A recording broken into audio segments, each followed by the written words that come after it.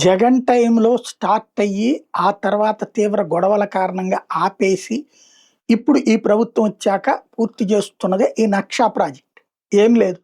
డ్రోన్ల ద్వారా ఉపగ్రహ ఛాయాచిత్రాలు అంటే శాటిలైట్స్ ద్వారా ఫోటోలు తీసి, రీసర్వే చేసి భూమిని ఎవరి భూమి వాళ్ళకివ్వాలి. దాన్ని జగనన్న భూసురక్ష హక్కని దాని మీద తన బొమ్మేసుకొని, తన పరువు తీసుకోవడం ఏమన్నా ప్రభుత్వాన్ని దించుకున్నాడు జగన్మోహన్ రెడ్డి.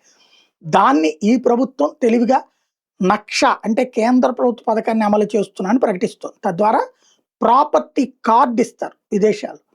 అంటే ఇకేం లేదు. మన ఏటీఎం కార్డ్ టైప్‌లో జేబులో పెట్టుకొని వెళ్ళిపోవడమే. రిజిస్ట్రేషన్ ఆటోమేటిక్‌గా జరిగిపోతుందనమాట. ఆ సిస్టమ్ దగ్గరికి తీసుకొస్తున్నారు. అది శరవేగంగా జరుగుతుంది. అయితే అన్నిటికి కాకుండా అపార్ట్మెంట్‌లో ఫ్లాట్లు, ఇండివిడ్యువల్ హౌసెస్ విషయంలో ఆ విధానాన్ని ప్రాపర్టీ కార్డ్ అమలు చేయడానికి ప్రస్తుతం 2 నియోజకవర్గాల్లో 30 వేల కార్డులు ఇవ్వడానికి ప్రభుత్వం రెడీ అవుతోంది. ఆ తర్వాత అక్కడ సక్సెస్‌ని బట్టి అది రేపల్లని కూడా దానికి ఎంచుకున్నారు. ఎందుకంటే మన మంత్రి అనగానికి సంబంధించినటువంటి సొంతూరు కాబట్టి.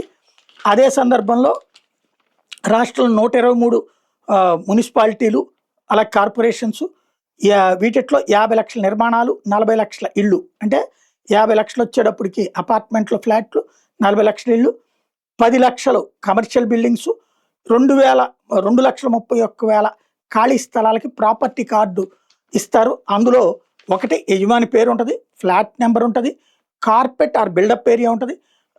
అలాగే ఈ మల్టీ స్టోర్డ్ బిల్డింగ్లు ఉంటే అపార్ట్మెంట్లో భూమిలో ఫ్లాట్ వాటా ఉంటుంది, బ్యాంకు లోన్ ఎంత, తనఖా పెట్టారా లేదా, అలాగే వార్షిక ఆస్తి పన్ను ఎంత కడుతున్నారు, ఖాళీ స్థలం అయితే వేకెంట్ ల్యాండ్ ట్యాక్స్ కూడా అందులోనే మెన్షన్ చేసి కార్డు ఇచ్చేస్తారు సింపుల్గా.